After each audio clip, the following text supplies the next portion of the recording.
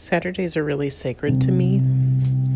They're the one morning in the week where I'm not working, but my partner is, which means that I have a solid, 3 hours of just me time. And as far as introverts go, I'm sure that everyone's aware of just how much me time is important. Especially during these spring months on these wonderful rainy mornings when things are starting to finally get warm and the sun is starting to rise and everything just feels so much more beautiful, so much more attainable now that we're coming out of winter. I love spending the mornings with my cat and reading and taking time to just really let myself relax in a way that I can't do, or I feel like I can't do when other people are around. Saturday mornings are my way to completely recharge my social batteries. They're the way that I can process the week that's happened and let it go. So I'll usually start off my day really easy. I'll wake up and spend an hour afterward in bed, just cuddling with my cat, watching videos on my phone, reading my book, whatever I feel like doing. That's what I do. But this first hour is always for just relaxing and being in bed. A lot of times I'll work out. It really depends on when I have worked out over the course of the week. This Saturday, I had already worked out my normal amount of times. So instead, I took the lazy morning and made it even lazier. No working out today, but lots of reading and lots of waffles. I got this waffle maker for Christmas. I really, really wanted one. I prefer waffles to pancakes. And so I have been really enjoying having my waffle each morning. I just use the normal grocery store pancake mix. Although I will say, I think the last time I got this pancake mix, I actually got the baking mix. I had to add milk and stuff to it instead of just water. And I liked it much better. So I'm still experimenting with what kind of mix I like to use. But it's Saturday, so it's supposed to be as easy as possible. I also put, sometimes, if we have them, raspberries. So this pancake is going to have raspberries in it, or this waffle is going to have raspberries in it. One of the things I love about these mornings is the fact that I can just listen to my music and answer to no one and just kind of be, I think I need a lot of silence in order to check in with myself. I'm the kind of person that likes to make sure that everyone's okay, that everyone's doing what they need doing, or to check in to see if I need to do something to help somebody around. But taking these mornings for myself and not trying to do something for the house and not trying to do some other sort of errand has been really helpful to me.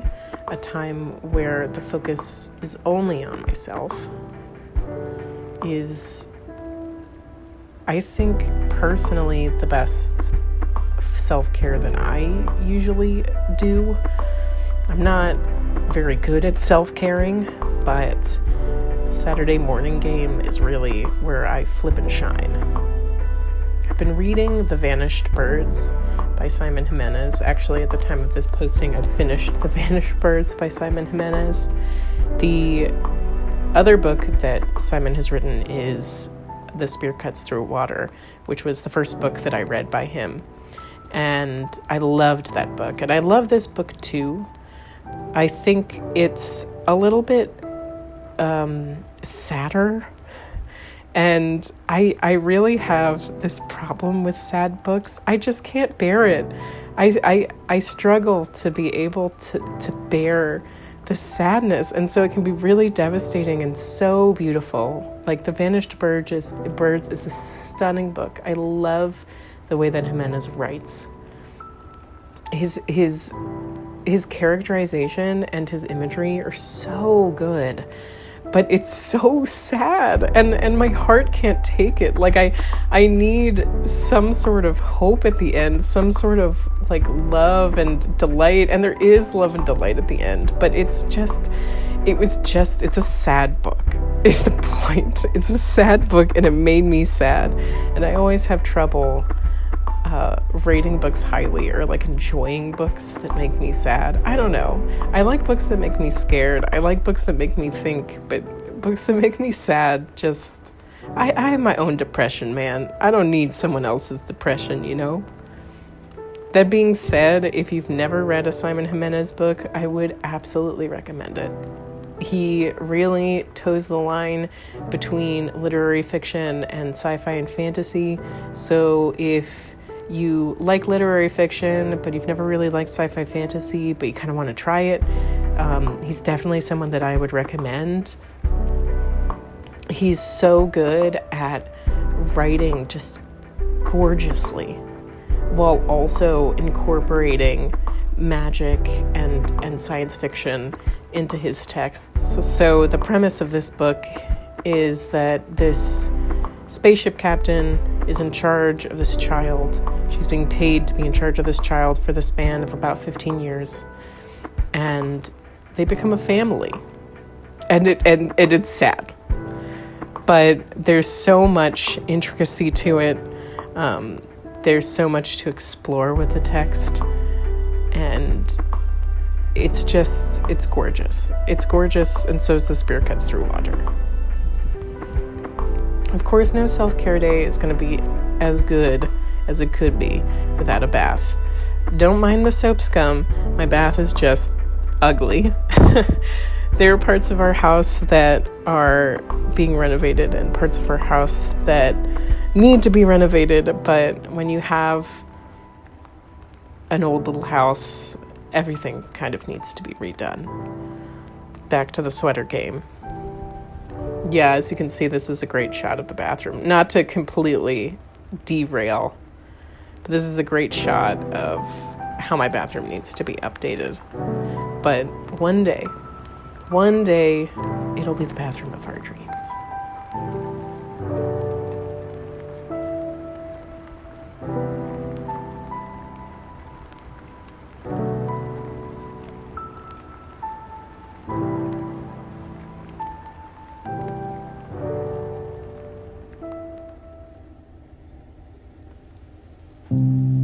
I love just doing really simple things every morning. I always make our bed each morning, mainly just because I like things to be neat. I can't really get into bed if the bed isn't made. I'm one of those people.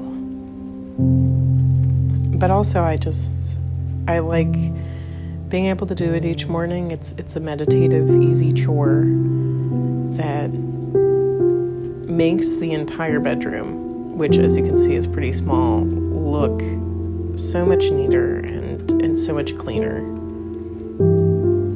It always makes me laugh. As a kid, I hated cleaning. I hated cleaning my room. I hated cleaning the house.